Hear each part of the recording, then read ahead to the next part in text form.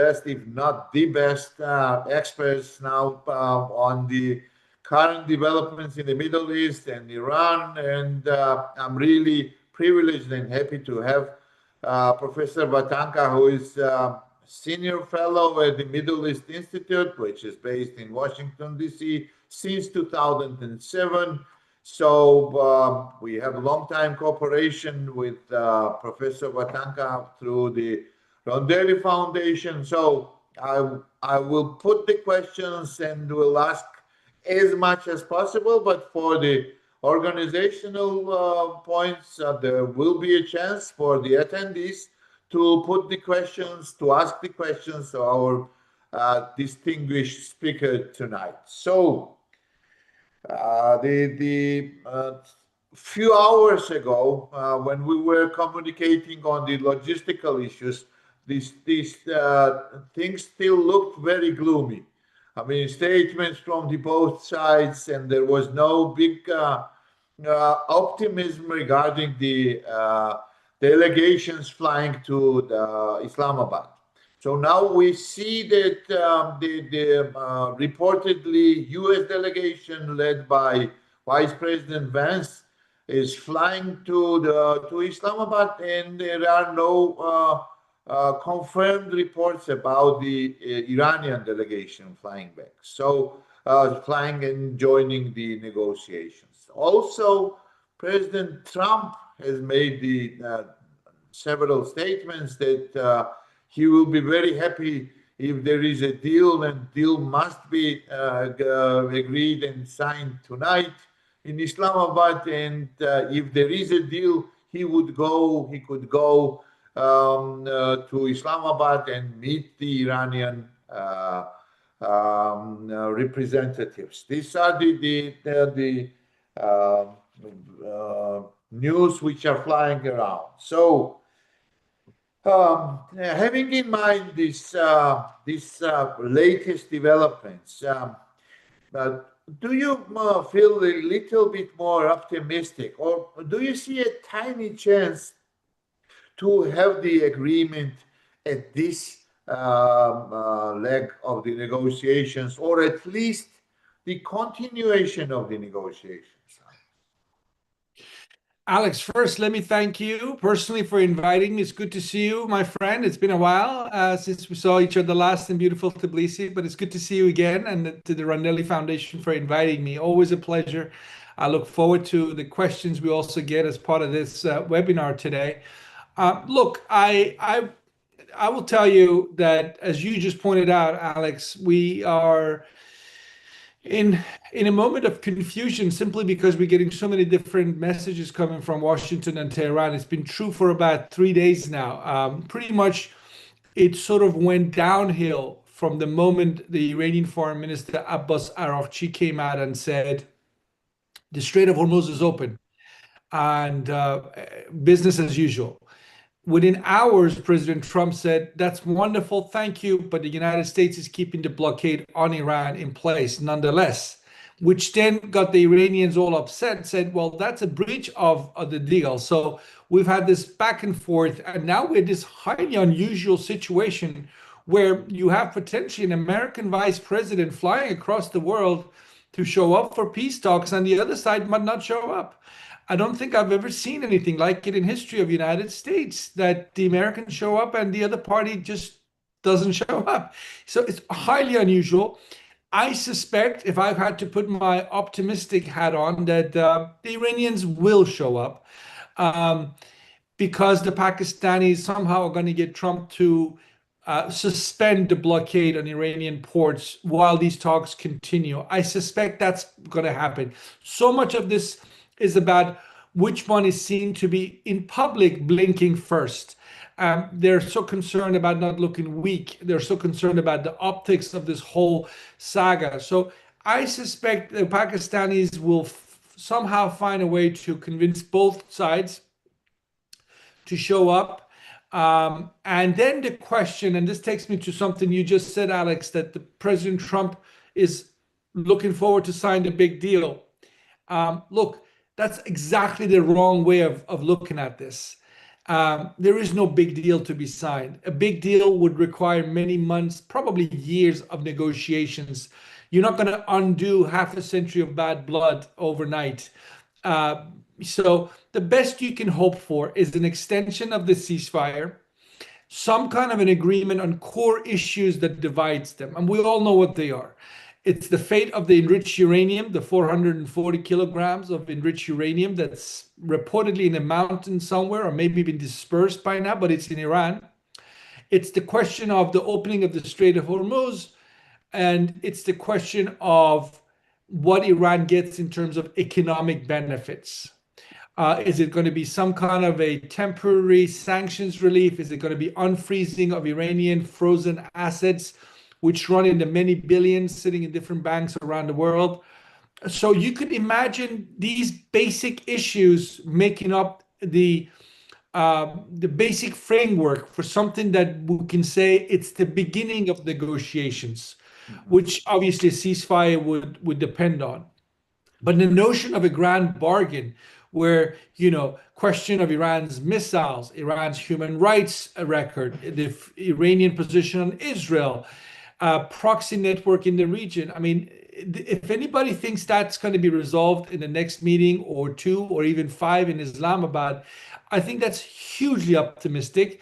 There's a massive amount of political mistrust between these two countries. It requires time, patience to build it up, if there is a will to build it up. And we know both in Washington and Tehran, not everybody necessarily believes this is the best course of action.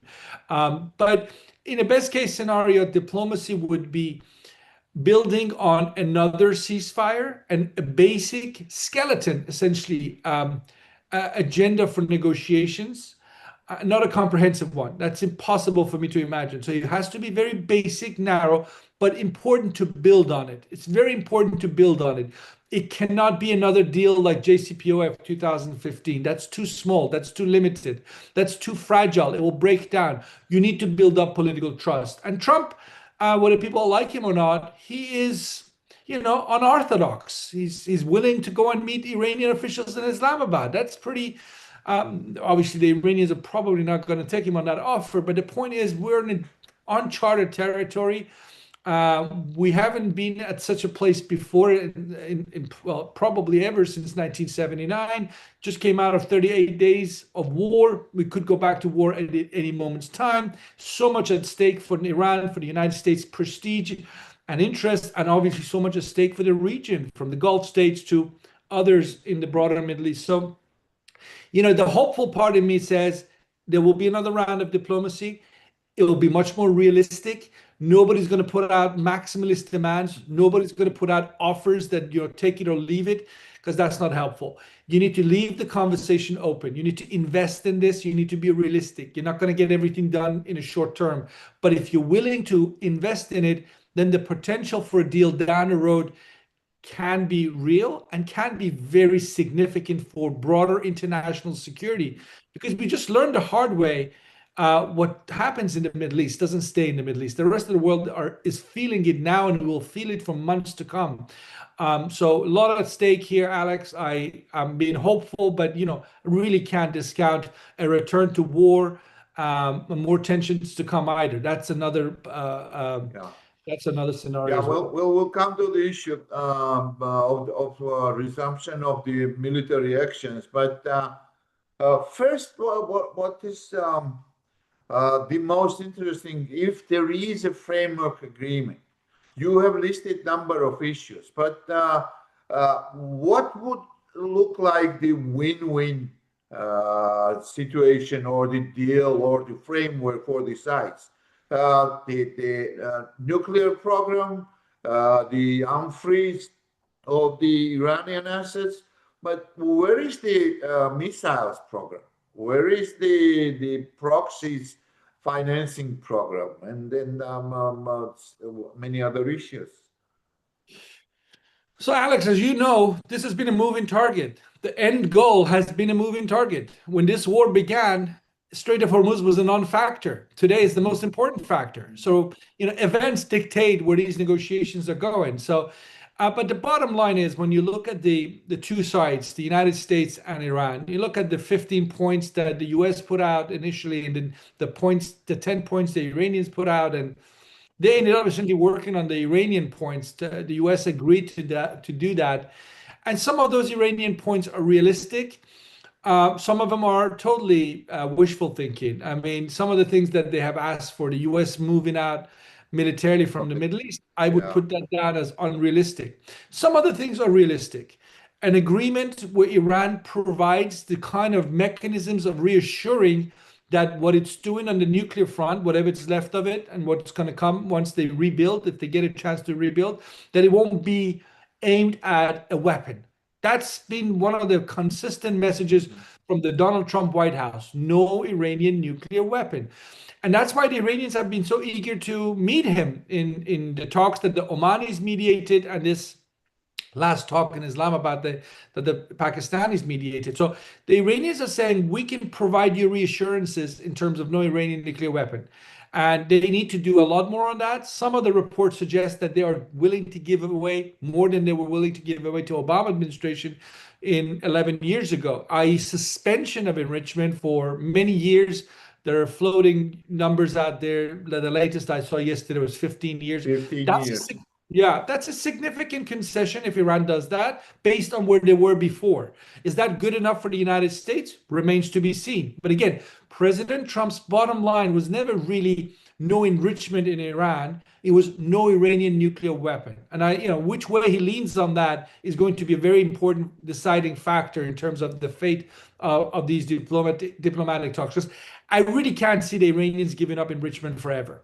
Yes. I think they will take war again over giving up enrichment forever, and that's pretty obvious. They wouldn't give it up during diplomatic talks. They've come out of a war that felt that they did pretty good from their perspective. They weren't toppled, so why would they give it up now? That's their position. On the missiles and so on, I put that in the sort of more unrealistic bucket. I don't think the Iranians are going to give up their missile capabilities, as much as it is of a concern to regional states, the Gulf countries, Israel, others. The Iranians maintain the position this is the only really thing they have going for them in terms of military deterrence, that, the drones, the proxies. So you need to solve that issue, the threat perception around the missiles, the drones, the proxy. You should stop focusing on capabilities. That is what I would have suggested to the White House, and start thinking about the sort of intent, the motivations, the political language out of Tehran. Get the Iranians to talk a different language in terms of, 50 some years, this Islamist regime has talked about exporting the revolution. This is exactly what the neighborhood doesn't want to hear. So you change that. You start talking as a nation state focused on its capabilities and development inside of Iran. Then whether you have ballistic missile capabilities or not is not going to be such a concern going forward. You still want to see Iran making reassurances exactly as they're going to do with the nuclear program. But again, really, so much of this is about the politics, the lack of trust, and the rhetoric needing to change. If that happens, then overall, my expectation is that countries will feel less threatened by Iran. So again, the focus needs to be more on shaping Iranian motivations, intent, and to the extent possible, their ideology, and make them more of a, if you will, a normal state, and less focused on whether they can put a missile together or not. Frankly, it's something that they can do at any moment. This is not Libya. This is not Syria. Iran has a huge industrial base. It's damaged now, but it's still there. The know-how is there. They can rebuild their nuclear program. They can rebuild their missile manufacturing capacity. So again, I think we're looking at the wrong end of the stick here. It's not the capabilities, which are very hard to remove unless you occupy the place, which nobody seriously is talking about. You can't remove that. So focus on intent. Focus on changing how they look at the rest of the neighborhood, the world. And if you can, to the extent possible, go for normalization between Washington and Tehran. I think that would be the big win here that Trump could have, that Obama didn't try or didn't get. And then final point, Alex, very quickly, obviously everything I'm telling you here is subjective. There are a lot of people who would be very concerned that this regime stays in power because they're hoping that this would be the end of the regime. And any kind of promoting of compromise is seen as a non-starter for many. I appreciate those voices are out there. I'm just giving you a sense of how I see the landscape. I absolutely agree with you. The issue of the regime change, it's off the table now, as I see it, in the rhetorics of the Washington administration. It has never been in the very beginning as the topic number one of the regime change. But President Trump is permanently reiterating that he is talking, the regime change has happened. He is talking to the brand new people, and there is he is ready to meet with these people who are the part of the regime change. How close is to how punctual is the statement that the regime change has taken place? I mean, who is in charge now? Who is making decisions? Who is putting final say on whether to send the delegation or not? Whether to agree on this or that issue or not? From the Iranian side, definitely. So look, I mean, again, if you take that statement literally, President Trump is right. There has been a regime change because Ali Khamenei, who ran Iran since 1989, is gone. So regime change has in effect happened. Has it been a change for better? Has it really qualitatively changed the system? Are we looking at the Iranian regime with a different dogma today, with a different set of priorities? And the answer to all those is no. It's the same regime with a different leadership. The father is gone, the son's taken over. And that's about all I can point to. Does it mean they're going to stay the course and just continue where Ali Khamenei left off? Well, that's a separate issue.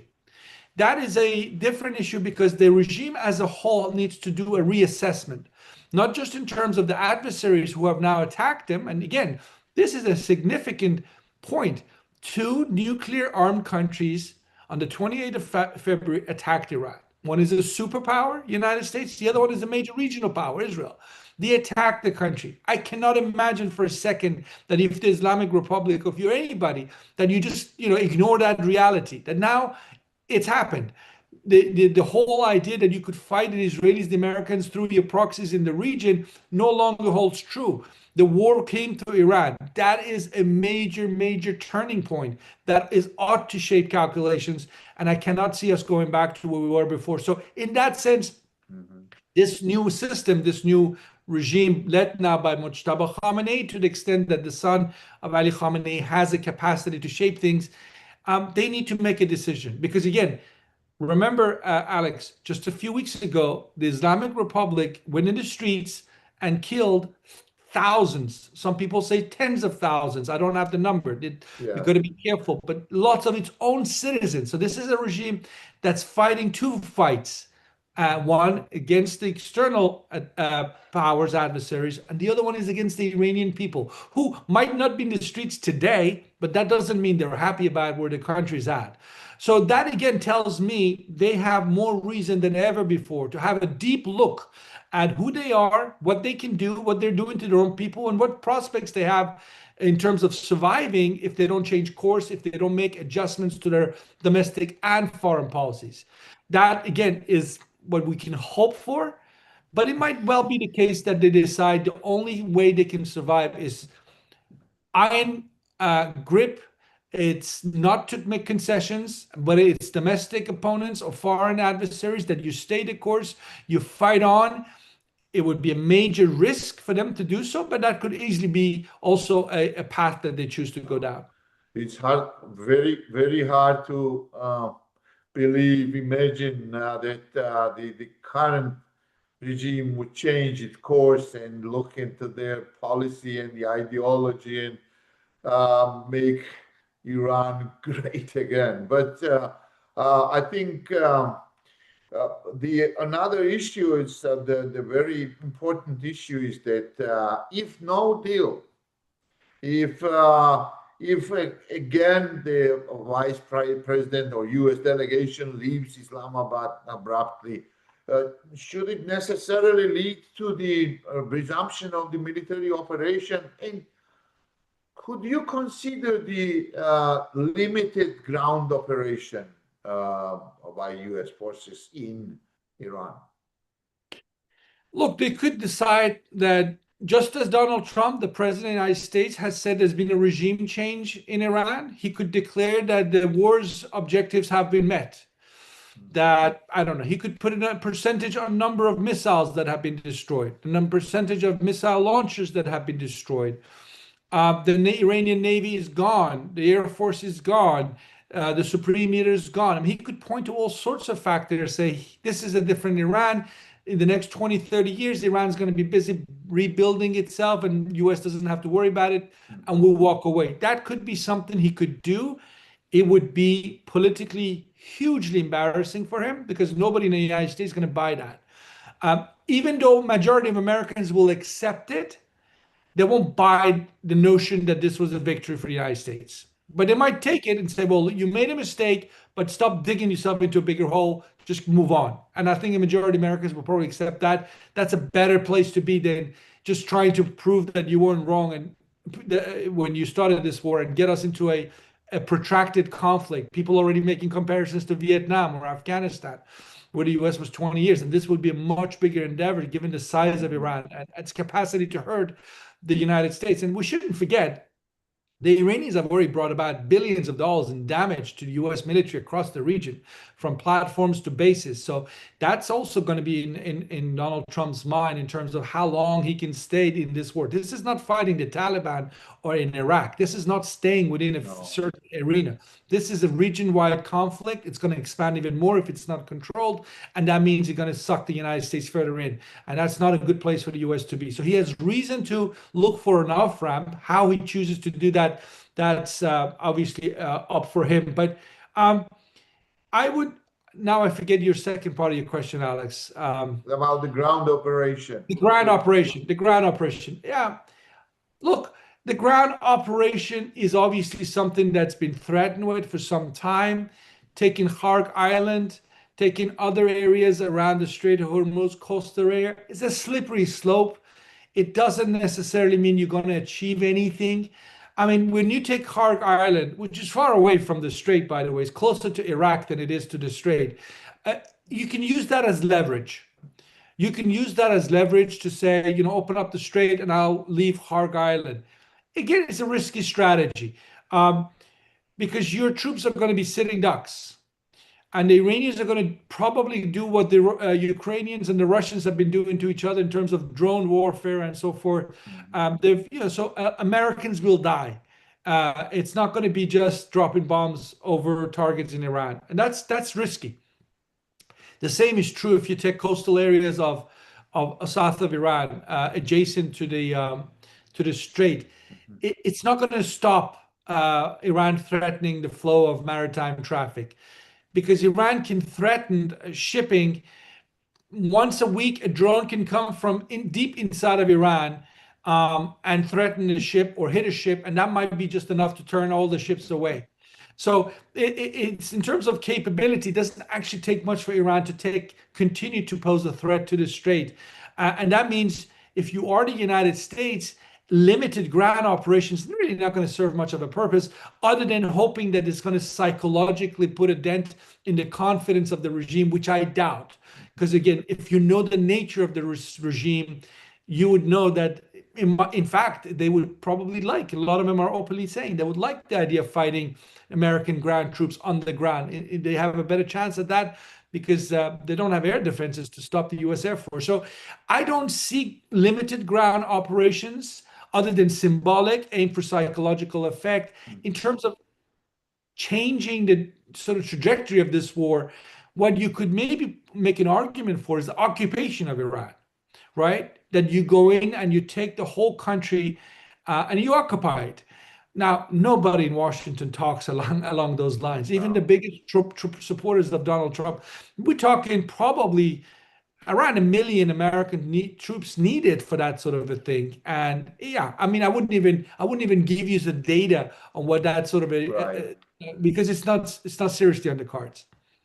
Yeah. So it is obvious that if we look at the calendar of the political developments, Donald Trump is more having a shortage of time because of the midterm elections upcoming. Also, the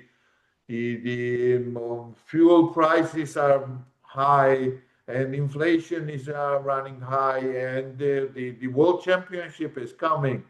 So he's more in desperate to get the deal at any price and then sell it to the Americans that he has won and the United has won.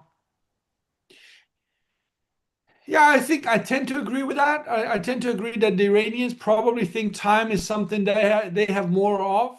They're under less pressure. Iranian public opinion is against the regime, but it doesn't have a way of expressing itself since they don't really have free elections in Iran. Well, they don't.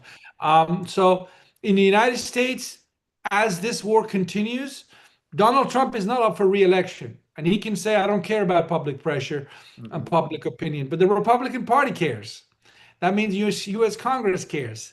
And that means a lot of other interest groups, from businesses to lobbying groups, are going to be paying attention to where this is going. So there'll be, to your point, there will be a lot of pressure on Donald Trump. The optics are wrong. You mentioned the World Cup. The United States is going to host the World Cup in the midst of a big war, or elections in November in the midst of a big war, or celebrating the 250th anniversary of the American Republic this year in the midst of a major war in the Middle East. Yeah, I can see why that doesn't appeal to Donald Trump. But I would also say to the Iranians, don't overreach. Don't be overconfident. This is an opportunity. You can have all sorts of views on Trump. They obviously feel that Trump deceived them twice, that U.S. attacked them twice during negotiations in the course of 9 months. And that's a fair assessment, to be honest. A lot of people in America find that to be have been the wrong decision to attack in the middle of diplomatic talks. So I understand that there are some strong feelings against Donald Trump in Iran, certainly in the Iranian regime. But I would again go back and say, don't be overconfident. United States and Iran have had bad blood going back to 1979. It has cost Iran a heck of a lot more than it has cost the United States. And it's actually in Iran's interest to look for ways to deal with whoever it is in this White House. Today's Donald Trump, to cut a deal if you can. Because your problem really isn't the United States. Your problem is the people of Iran who don't like the Islamist rule over them. That's your fundamental problem. So for your own sake, if you're the Iranian regime, one way of looking at it is to take this opportunity, now that both sides have tasted war and realized what it means to go to war, no more slogans, but actual warfare, what it means might be a wake-up call for both sides. But I would also say, yes, Trump wants to maybe walk away from this as soon as he can, but Iran shouldn't be too cocky, if you will. Iran should remember, based on their own estimates, 57% of their GDP, that's the value, the cost of this war on their economy in the course of 40 days, 38 days. So far. And, we know how much this war has sanctions, decades of sanctions. Iran has really parked itself out from the global economy. So a lot of reason for them to not just want Trump to fail, but actually cut a deal with him, get something in return, and then move on and see if they can find some kind of way of addressing the many grievances of the Iranian people, which the regime has ignored for so long. We should certainly talk about two important players and their positions, one regional, one global. It's Israel. The state of Israel, there were a lot of talks, and President Trump has denied in the most recent Truth Social status that Israeli was pushing the U.S. administration to start the war. How accurate is that Israel was really pushing to start the war first? And second, what would be least beneficial, minimum beneficial for Israel to give up continuation of this military operation. Look, I mean, on the first point, so I know what most of us know in the reporting in the media here in the United States, New York Times and others, that Bibi Netanyahu was pushing hard, but that wasn't the first time he did that. So we can put the blame at the door of Israel, but finally, the man who made the decision to go to war, who, if he had said no, this war wouldn't have happened. Israel would not have attacked Iran alone on the 28th of February. So it's Donald Trump. He, for whatever reason, and the U.S. system basically failed. They should have been ideally in this massive government bureaucracy, some way of saying to the American president, sir, what the Israelis are telling you is not going to happen the way they're telling you. They're selling you something that is not going to happen.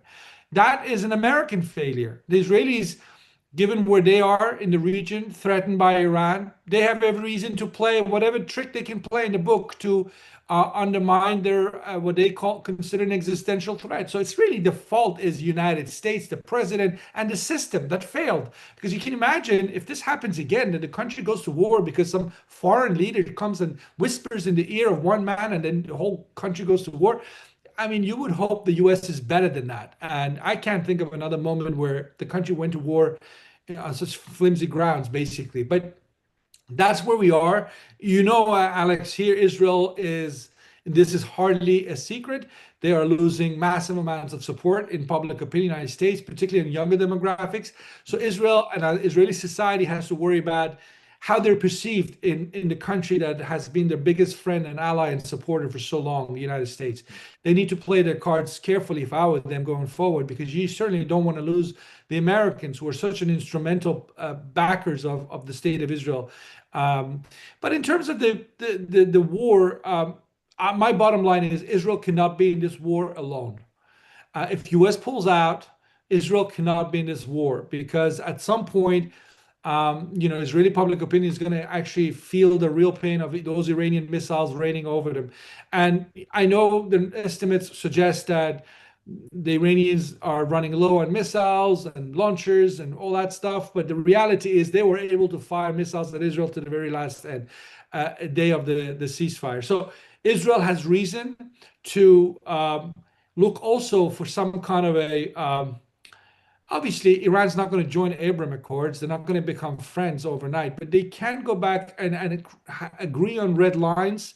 Iran needs to stop supplying weaponry to groups that want to destroy Israel, basically. We saw what happened October 7th. Hamas, big supporter of Hamas was Iran. So Iran needs to look at Israel and needs to look for other ways of supporting the Palestinian cause other than believing the destruction of Israel is the only way you can help the Palestinians. Which, if they continue believing that, that means forever conflict with Israel, because the Israelis are not going to lie down and take it.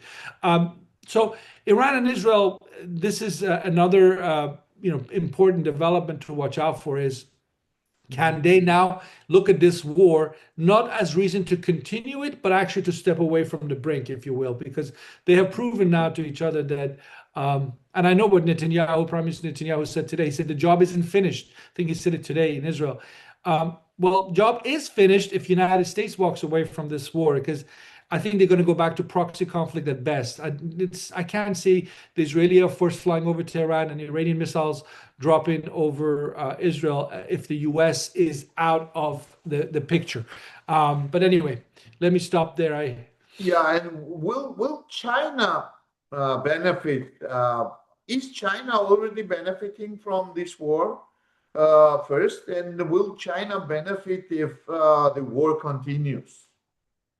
I mean, yes and no. The Chinese benefit in the sense that there is a global perception that the U.S. went to a war that they shouldn't have started. I think that perception is out there, certainly in the global South. That helps the Chinese in terms of their messaging, in terms of saying the Americans are not the good guys. I can see that working in China's favor. But in terms of a participant or an actor that was actually shaping events on the ground in the Middle East, I haven't seen much out of China this round as I've seen in recent rounds. And China wasn't anywhere October 7th when Hamas attacked Israel either. China hasn't really played an influential role in any of the crises on the Arabian Peninsula, the Houthis or some of the internal conflict between the GCC countries. So China isn't there yet. I mean, there are reports that they are working closely with the Pakistanis in these U.S.-Iran talks, that Pakistan has brought China on board since the Chinese obviously vested in the flow of energy out of the Persian Gulf. That might well be true, but overall, China is still to this day major economic force in the region, but still diplomatically not confident enough in itself to want to sort of come in and in any direct way challenge the United States. We haven't certainly seen it so far. What the Chinese do is express concern, misgivings, condemnation. And urging besides. Yeah, that's all they do. Yeah, exactly. So it's obvious if there is a deal, hopefully, Pakistani will be one of the most successful and benefiting from these negotiations, and they will look like the mediators. What President Trump was representing himself, ending the war and the conflict, and Pakistanis would end the conflict. But about the countries of the Persian Gulf and of the region, if the war ends, will the life come back to the business as usual, as normal, the next day, next month, within months? There was a heavy bombing and shelling of Emirates civilian infrastructure by Iranis. Would it affect their relationship, financial relationship, and other type of relationship for a long time? Yeah. No, look, Alex, I don't think anybody's going to dispute the fact that this was a shock to their systems in the Gulf Cooperation Council, all of them, from Kuwait down to Oman. Nobody's going to doubt the fact that they were shell-shocked, essentially. They didn't want this war. They warned against this war. They knew there would be frontline states. They were surprised by how quickly the Iranians turned their attentions on countries like UAE that received more missiles and drones than Israel did. So yeah, nobody can deny the fact that they were shocked, has put them in an awkward situation. But in terms of going forward long term, and I hope so, because I'm someone who considers the Gulf countries as successes in the Islamic world, in the Middle East. The success of a country or city like Dubai or Abu Dhabi or Doha, the success of these places can have positive and has had positive ramifications for the rest of the region. So you hope that they will come out of this, and I suspect they will. If this is a sort of close to the end of the war, the governance model in these countries is strong.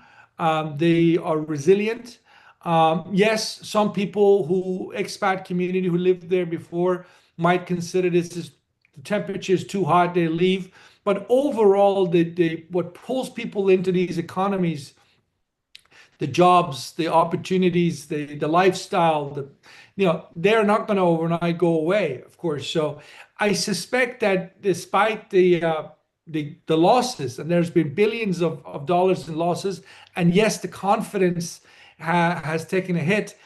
But I think some of the stories you read out there, the end of Dubai or so, these are obviously fantastical, premature assessments, ignoring the fact that the governance model is still there. The foundations for economic success are still there. The vision's still there. I mean, one of the things that the Gulf countries have, not all of them, and most of them, it's not just that they have money based on oil and gas or whatever it is that they began there. It's that they have a vision and they're looking long term at the post-oil economies and so forth. So again, this is the hopeful part in me. I hope that the Gulf countries, despite the hit that they have taken, will recover from this and come back and play the role that they were playing before this war. My very last question is regarding the transatlantic relationship. Trump, in his every statement, looks that he's very much disappointed with the European and other allies, transatlantic allies. Do you think this, how whatever is the outcome of this war, it affects, worsens the transatlantic ties and the relationship? It was quite tense before the war started, and now do you think it could worsen now? Look, I think the Europeans might have had the sort of a belief briefly in the first Trump administration that Trump was just a temporary phenomenon that will go away and they can go back to where US and Europe were for decades after the Second World War in terms of a close security cooperation.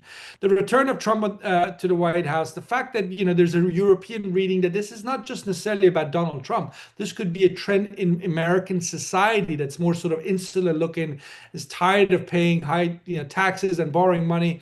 $40 trillion now for other people's security. And in many ways, Trump had a point when he said, your NATO countries pay more for your own security. I think most Americans agree with that. The way he went about it, the language that came with it, the kind of sometimes insulting language that came, that didn't help. That could have been done differently. Obviously. But I think at this point, it's kind of water on the bridge. I think the Europeans, from what I understand, you tell me, you're in Europe, from what I understand, they are preparing for that day where they have to be on their own. The big countries like France, Germany's of this world, the UK is now out of European Union, still obviously European. They have to think, what can they do? Can the European Union, which was never designed to be a military, organization, can it pick up more military and security duties, responsibilities going forward? And I guess the big issue, Alex, in the short term is a European hope, from what I understand, that yes, the US-European alliance around NATO will weaken, but I think most in Europe will hope at least not a rupture, not a quick rupture, nothing that is happening overnight. Europe needs time to prepare in a longer term sort of separation that happens over the course of maybe years, as opposed to weeks or so on. But sometimes Donald Trump speaks like it's going to happen overnight. That would be a bad place for Europe to be. So while they've accepted that this might be a beginning of a new chapter in terms of relations with US as far as security cooperation is concerned, I think the Europeans still want it to happen over the course of a certain period, as opposed to a quick rupture, which would put Europe in a bad place, given the security concerns they have about Russia, and now this potential crisis that they have to also get their heads around that is happening in the Iran war in the Middle East. Okay, thank you very much, Alex, for your, of course, brilliant and in-depth analysis and knowledge you have with regard to Iran. I hope, let's hope for better, and let's hope for better developments when we meet shortly next time. And I wish you all the best, wish you safe and success, and see you soon.